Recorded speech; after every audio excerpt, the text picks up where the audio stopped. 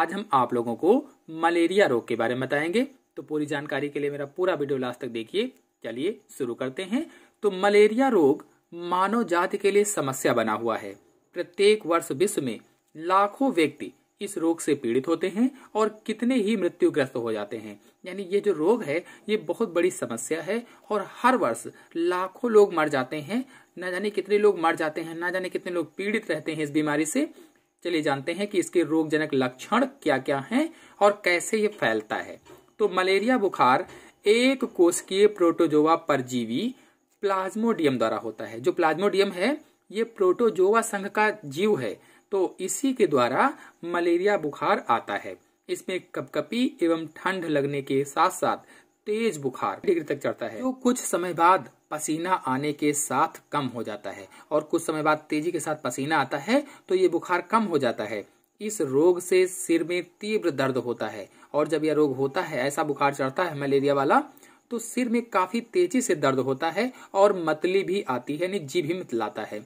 2 से 3 दिन बाद फिर से बुखार चढ़ जाता है, यानी 2 से 3 दिन बाद जैसा तेज बुखार आया था पहले वैसे ही फिर से बुखार तेजी के साथ आ जाता है। चलिए अब जानते हैं कि इसका संक्रमण कैसे होता है, इसका इन्फेक्शन कैसे फैलता है। तो मादा एनाफिलीज मच्छर के काटने से यह रोग एक व्यक्ति से दूसरे व्यक्ति में फैल जाता है। यानी जो मादा एनाफिलीज मच्छर होता है इसके काटने से मलेरिया रोग होता है। बहुत सारे कॉम्पिटिटिव एग्जाम्स में पूछा जाता है कि मलेरिया रोग किस मच्छर के काटने से होता है, तो बताएंगे मादा एनाफिलीज मच्छर के काटने से मलेरिया रोग हो जाता है। और अगर डेंगू पूछा जाए तो मादा एडीज मच्छर के काटने से होता है। और मलेरिया परजीवी का संक्रामी स्पोरोजोइट के रूप में होता है। और स्पोरोजोइट कैसा होता है, तो हंसिये का आकार का होता है। जैसे बिल्कुल हंसिया होता है बिल्कुल वैसे ही इसका स्पोरोजोइट होता है, इसका लार्वा होता है। यदि आप लोग मलेरिया परजीवी पर जीवन चक्र देखना चाहते हैं, प्लाज्मोडियम का जीवन चक्र देखना चाहते हैं, तो मेरे चैनल में वीडियो अपलोडेड है, आप लोग जाकर के देख सकते हैं। तो इसकी वाहक जो मादा एनाफिलीज मच्छर है, तो मच्छर द्वारा मनुष्य का रुधिर चूसते समय यह परजीवी मनुष्य के रुधिर में पहुंच जाता है। कहने का मतलब ये है कि अगर उस मच्छर में प्लाज्मोडियम है, पहले से वो ग्रसित है, संक्रमित है और उसने मनुष्य को काटा, तो जिस मनुष्य को काटेगा तो उसको भी वो रोग हो जाएगा, यानी उसमें भी प्लाज्मोडियम पहुंच जाएगा और वो उसको भी मलेरिया रोग पैदा कर देगा।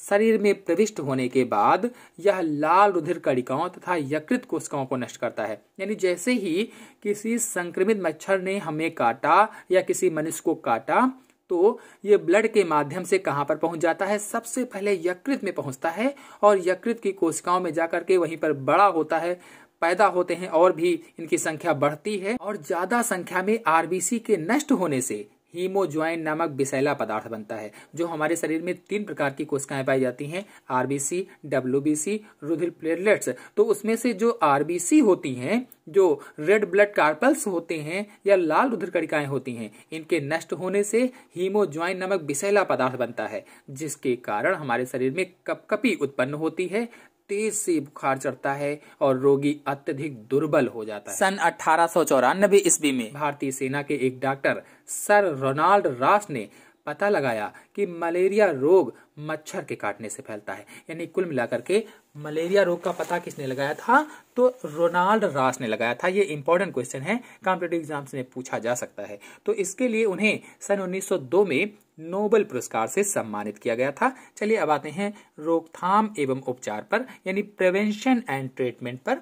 तो पहला है डीडीटी के छिड़काव से मच्छरों को नष्ट कर देना चाहिए। और जब मच्छर नष्ट हो जाएंगे, काटेंगे नहीं, तो हमें मलेरिया रोग नहीं होगा। फिर दूसरा है मच्छर के लार्वा तालाबों के पानी में तैरते रहते हैं, जहां पानी भरा हुआ होता है वहां पर तैरते रहते हैं, तो उन्हें कीटनाशक पदार्थों या मिट्टी का तेल छिड़क कर नष्ट कर देना चाहिए। यानी जहां भी पानी भरा हुआ है, चाहे वो नाली हो चाहे तालाब हो, तो उसमें मिट्टी का तेल डाल देना चाहिए, जिससे जो मच्छर के लार्वे होते हैं, जो स्पोरोजोइट्स होते हैं, वो मर जाएंगे।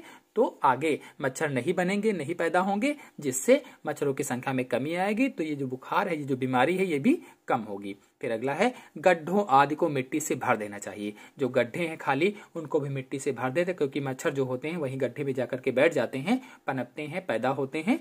तो गड्ढों को मिट्टी से भर देना चाहिए। फिर नेक्स्ट है मलेरिया के उपचार के लिए पेलुड्रिन, प्राइमोक्विन, क्लोरोक्विन औषधियों का सेवन करना चाहिए। अगर आपको मलेरिया हो गया है, उसको ठीक करना है, तो पेलुड्रिन, प्राइमोक्विन, क्लोरोक्विन आदि दवाओं का प्रयोग कर सकते हैं, आदि दवाओं को आप ले सकते हैं।